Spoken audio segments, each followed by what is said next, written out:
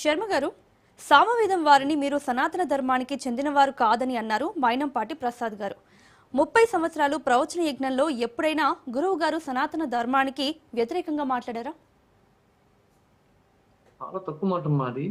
ఆ గుండా మల్లయ్య గారు, మల్లం మైనంపాటి ప్రసాద్ గారు, సాయి శ్రీనివాస్ గారు, ఈ ముగ్గురు కూడా అసలు గురువు గారి ప్రవచనాలు ఎప్పుడు విని ఉండరు. సామవేదం వారు సనాతన ధర్మం మీద ఎప్పుడు కించిత్ కూడా ఒక్క అడుగు కూడా తప్పి మాట్లాడడం జరగలేదమ్మా. వారు రామాయణం, భారత భాగవతాలు చెప్పారు. ప్రవచన చరిత్రలో, ప్రవచనకారుల చరిత్రలో వారికన్నా పెద్దవారు మల్లా చంద్రశేఖర శాస్త్రి గారు వారు ఉన్నప్పటికీ కూడా ప్రవచన చరిత్రలోనే ఎవరూ చెప్పనన్న అద్భుతమైన ప్రవచనాలు చెప్పారు గురువు గారు.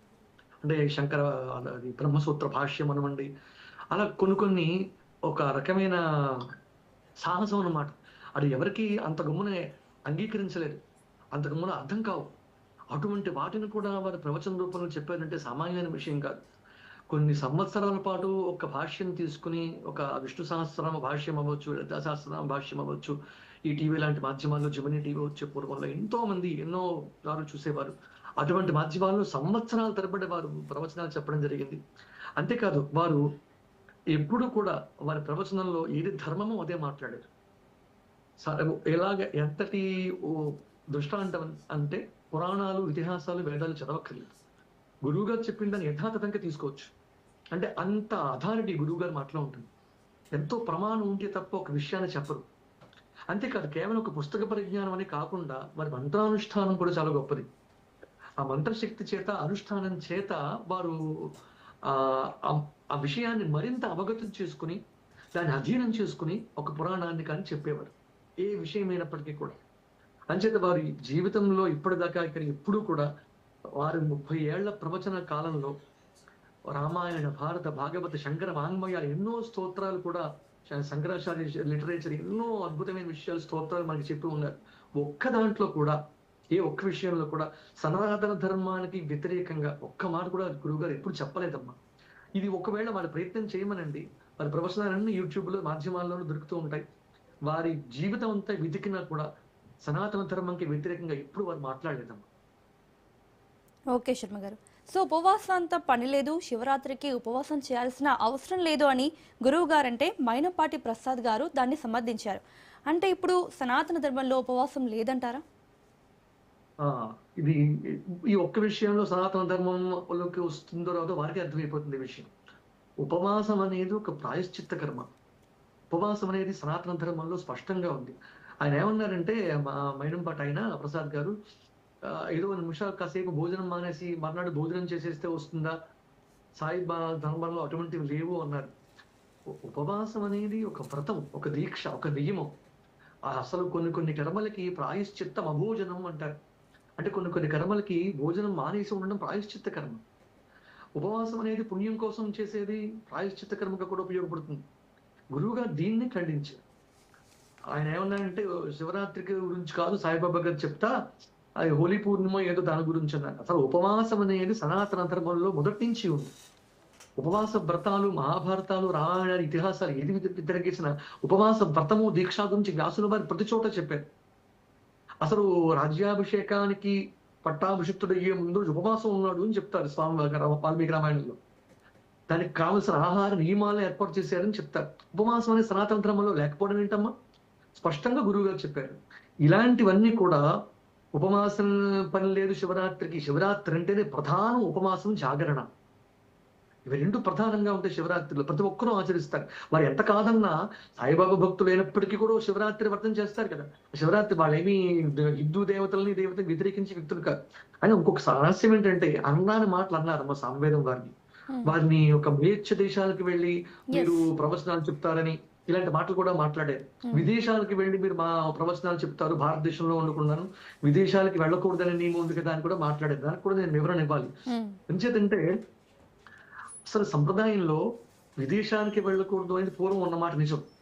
కానీ ఈ కాలంలో అనడానికి అవకాశమే లేదండి. ఎందుకు ఆ కాలంలో అన్నారు, ఎందుకు ఇప్పుడు అవకాశం ఉంది అంటే, గృహస్థ అయిన వాడు అగ్నిహోత్రాన్ని చేయాలి.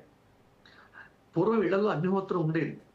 అగ్నిహోత్రం ఇంట్లో ఉన్నప్పుడు అగ్నిహోత్రాన్ని తీసుకుని వెళ్ళడం, విదేశాలకి వెళ్ళడం కుదరదు. ఏదో పక్క ఊరికి వెళ్ళి వస్తే ఒకరోజు 7 రోజులు అగ్నిహోత్రం మానేస్తే మళ్ళా వాడు పునరుపనయనం చేసుకోవాలి. 7 రోజులు అగ్నిహోత్రం కంటిన్యూగా వదిలిపెడితే వాడు ఇంకా అగ్ని నష్టం అయిపోయినట్టు లెక్క. అందుకని ఆ కాలంలో విదేశాలకు వెళ్ళాలంటే నౌకా ప్రయాణం ఉండేది కనుక సముద్రం మీద ప్రయాణించాలి.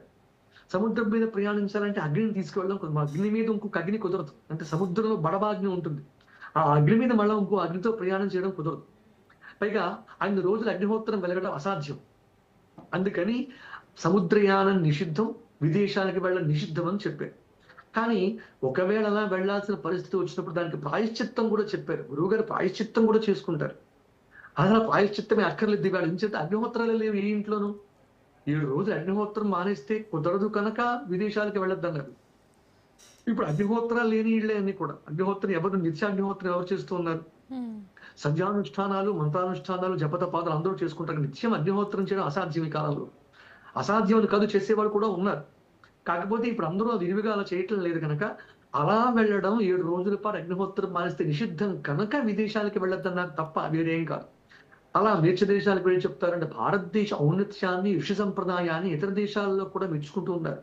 వారు ఇచ్చిన శివపదాలను, నృత్యాలన్నీ కూడా ప్రపంచ దేశాల్లో ఇంచుమించు ఎన్నో దేశాల్లో అక్కడ నాట్యం చేస్తూ ఉన్నారు. వారు చెప్పడానికి ఏ కించిత్ మిగలలేదేమో. వ్యాసోచ్ఛిష్టం జగత్సర్వం అన్నట్టుగా సామవేదం షణ్ముఖ శర్మ గారు సనాతన ధర్మంలో వ్యాసుడిచ్చిన ప్రతి అంశాన్ని చెప్పారమ్మా. అంత అద్భుతమైన ప్రవచనాలు ఇచ్చారు. ఉపవాసంతో పని లేదు, వ్రత నియమాలు లేవు. ఇంతే కాదు, సాయి సంప్రదాయంలో వాడు మాట్లాడే మాట ఏంటంటే ఉల్లిపాయ తినవచ్చు, తినక నియమం లేదు అంటారు. నకలంజం భక్షయేత్ అని వేదం చెప్తాం. ఇప్పుడు చెప్పండి, వేద విరుద్ధమా కాదా ఆ ధర్మం? వేదం ఏం చెప్పింది? నీరుల్లి తినద్దు అని చెప్పింది. నా కలంజం భక్షయేత్ అని చెప్తాం. అలా చెప్పినప్పుడు అవి తినొచ్చు అని చెప్తున్నవాడు వేద సమ్మతమా, వేద విరుద్ధమా? ఇదే స్పష్టంగా చెప్పారు. సామవేదం వారి శివరాత్రి ఉపవాసంతో పని లేదని ఒక్కడే చెప్పలేదమ్మా. ఇది కూడా స్పష్టంగా చెప్పారు. వేద ధర్మానికి విరుద్ధంగా ఉన్నాయి వారి ప్రవర్తనలు, ఇది మేము అంగీకరించము అని స్పష్టంగా చెప్పారు గురువు గారు. ఓకే శర్మ గారు, సామవేదం వారిని మీరేమైనా జ్ఞానుల, అవధూతల, ప్రవచనాలు చెప్పి పొట్ట పోసుకునే మీరు సాయిబాబా అవధూత కాదు అని చెప్పడానికి మీ అర్హత ఏంటి అని అన్నారు. సో దీనిపై మీ అభిప్రాయం ఏంటి? సామవేదం వారిని జ్ఞానుల అంటే ఈయనకి అజ్ఞానికి జ్ఞాని ఎలా కనపడతాడు? అజ్ఞానిలాగా కనపడతాడు, అంతే కదా. ఈయన జ్ఞానం ఉంటే కదా, ఎందుకంటే ఆయన చేసిన ప్రవచనాలు ఒక్కటైనా విని ఉంటే ఆయన జ్ఞానం ఏంటనేది తెలుస్తుంది. సంవేదం వారు అనుష్ఠాన పరులు, వారు నిత్యానుష్ఠానం చేస్తారు. గురువుల దగ్గర శాస్త్ర ప్రకారంగా, విధానం ప్రకారంగా మంత్రదీక్ష తీసుకున్నటువంటి వారు. వారి గురు పరంపర ఉంది. పరమ గురువులు, పరమేశ్వర గురువుల్ని వారు గురువుల్ని ఉపాసిస్తూ ఉంటారు. వారు ఒక ఆచారాన్ని, ఒక సాంప్రదాయాన్ని చెప్పడమే కాదు, పాటిస్తారు కూడా. అలా పాటించే వాళ్ళు చాలా అరుదు. ఏ ధర్మం చెప్పారో పాటించని ధర్మం ఏది గురువుగా చెప్పరమ్మా ఎప్పుడు. ఆయన పాటించే ధర్మాలు అన్ని చెప్తారు. కాదు, ఏ ధర్మం చెప్తే అవన్నీ పాటించి తీరుతారు ఆయన. అటువంటి జ్ఞాని ఆయన. ఆయన అవధూత అంటే, అవధూతలు అయితే ఇక్కడ ఎందుకు ఉంటారు? నేను అవధూతలని అడిగాడు ఆయన, విన్నాను అందులోను. అవధూత అయితే ఇక్కడ ఎందుకు కూర్చుంటారు? అవధూత ఒక చోట ఉంటారమ్మా? అవధూత అంటే ఏంటి తెలియదు దీనికి. అది కూడా చెప్పారు గురువు గారు. అవధూత బాలోన్మత్త పిశాచ వేషవత్ ఉంటారు అన్నారని తప్ప పిచ్చివాళ్ళందరూ అవధూతలు అవరని కూడా స్పష్టంగా చెప్పారు గురువు గారు అందులో. అంటే గురువు గారు అవధూత అవ్వక్కర్లేదు, వారి ప్రవచనాలు చెప్పినట్టు వింటే స్పష్టంగా ఆయన ఎంతటి జ్ఞానం అర్థమవుతుంది. ఓకే శర్మ గారు, సామవేదం వారిని మీరు స్కందపురంలో పురాణంలో గురుగీత చదువుకోలేదా? దేవతల ప్లేస్ లో గురువుని పెట్టడం మీకు అంత బాధగా ఉందా? అసలు మీరు సనాతన ధర్మంలో ఉన్నారా అని నేను ప్రశ్నిస్తున్నానన్నారు. సో దీనిపై మీ అది కూడా చాలా, అవునమ్మా, అది కూడా చాలా పెద్ద తప్పు. ఏంటి అంటే అన్ని తప్పులే వారు చేసిన మాట్లాడిన మాటలన్నీ కూడాను. అసలు సాయిబాబాని నిందించలేడు ముందుగా. సామవేదం వారి వీడియోలో, ఆ ఇంటర్వ్యూలో ఎక్కడ సాయిబాబా వారిని నిందించలేదు మొట్టమొదట. అయితే అక్కడ చెప్పింది ఏంటి అంటే, గురువు గారు చెప్పింది, సాయిబాబా పాదాల దగ్గర కాళ్ళు కాళ్ళ మీద కాళ్ళు వేసుకుని కూర్చుంటే కాళ్ళ దగ్గర శివలింగం పెట్టడం, లేదా వీళ్ళు ఈ ఎడిటింగ్ ఫోటోల్లో వాటిల్లోను, ఫ్లెక్సీల్లోను, లేకపోతే ఫ్లైయర్స్ లోను వేసేటప్పుడు సాయిబాబాని శేషశయనం మీద పడుకున్నట్టుగా పెట్టడం, లేకపోతే ఒక కూర్మావతారంగా కూర్మం కింద కాలు పెట్టడం, ఇలాంటివన్నీ సనాతన ధర్మానికి విరుద్ధ, వేద ధర్మానికి విరుద్ధాలు ఇవన్నీ. కూర్మం అంటే అదొక అవతారం, సాక్షాత్ మహావిష్ణువు అవతరించినటువంటి కూర్మం. అలాగే శివలింగం అంటే సాక్షాత్ పరమశివుడు. ఇప్పుడు అటువంటి వారి మీద కూర్చోవడం, కాలు పెట్టడం, ఇటువంటివి నిషిద్ధం అని చెప్పారు తప్ప దేవీ దేవతల స్థానాల్లో వారిని పెట్టకూడని స్థానాల్లో దేవతల్ని పెట్టడం, ఒక గణపతిని, ఒక అమ్మవారిని, లేకపోతే ఒక శివుణ్ణి, శివలింగాన్ని, సాయిబాబా గుడి కడితే ఆ గుడికి పాదం దగ్గర అవి పెట్టడం ఎంత తప్పు అన్న దాని గురించి వారు ఇంటర్వ్యూలో అడిగిన ప్రశ్నకి సమాధానం చెప్పారు తప్ప అది నిందించారు, ఖచ్చితంగా నిందారు. అలా చేయడం పెద్ద తప్పు. నచ్చేటువంటి దేవతల్ని ఒక సనాతన ధర్మంలో ఉన్నటువంటి మేము సనాతనమే, మేమే సనాతనం అనుకుంటున్నటువంటి ఈ వ్యక్తులు ఎవరైతే ఉన్నారో, ఎవరు ఈ మైనంపాటి ప్రసాద్ గారు కానీ, గుండా మల్లయ్య గారు కానీ, సాయి శ్రీనివాస్ గారు కానీ, వీళ్ళందరూ సనాతన ధర్మంలో ఉంటూ పాదాల దగ్గర, గురువు దగ్గర పాదాల దగ్గర దేవుణ్ణి పడ్డ ఎంతవరకు సమంజసమమ్మా? అసలు మనం కాలు తగిలితేనే కళ్ళకద్దుకుంటాం కదా. ఏ వస్తువు గడప తగిలితే కళ్ళకద్దుకుంటాం. పాదంతో తనడం ఒక నీచ విషయంగా భావిస్తాం. అలాంటిది ఒక వ్యక్తి పాదాల దగ్గర, లేకపోతే గురువుగా భావించి ఆయన దగ్గర పాదాల దగ్గర, శంకర భగవత్పాదుల వారి పాదాల దగ్గర మనం ఏ దేవతని పెట్టమే, లేకపోతే ఇంకొక వ్యాసుడి పాదాల దగ్గర, ఫోటో దగ్గర, పాదాల దగ్గర ఎటువంటి దేవతల్ని పెట్టమే.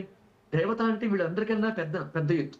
ఆయన ఒక పుణ్యపురుషుడు, ఆయన ఒక కారణ జన్ముడు లేకపోతే అనుకోవచ్చు. అటువంటి విషయాలు వాడిని పూజిస్తాం, సాయిబాబా గారిని గౌరవిస్తాం. అది కూడా గురువు గారు చెప్పారు. ఎక్కడ కించిత్ తప్పు మాట్లాడలేదు ఆయన.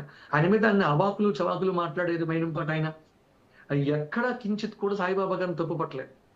మేము అంగీకరించాం, మేము భక్తులము కాము, అలాగే మేము వ్యతిరేకము కాదు అని స్పష్టంగా చెప్పారు కదమ్మా. ఎందుకు ఇంత కక్ష గురువు గారి మీద వీళ్ళకి?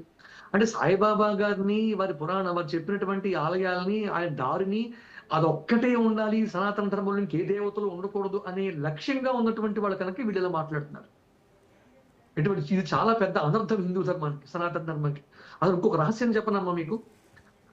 Hindu act, Hindu endowments act ప్రకారం, 1987 యాక్ట్ ప్రకారం సనాతన ధర్మంలో ఉన్నటువంటి ఒక శివాలయం కానీ, ఒక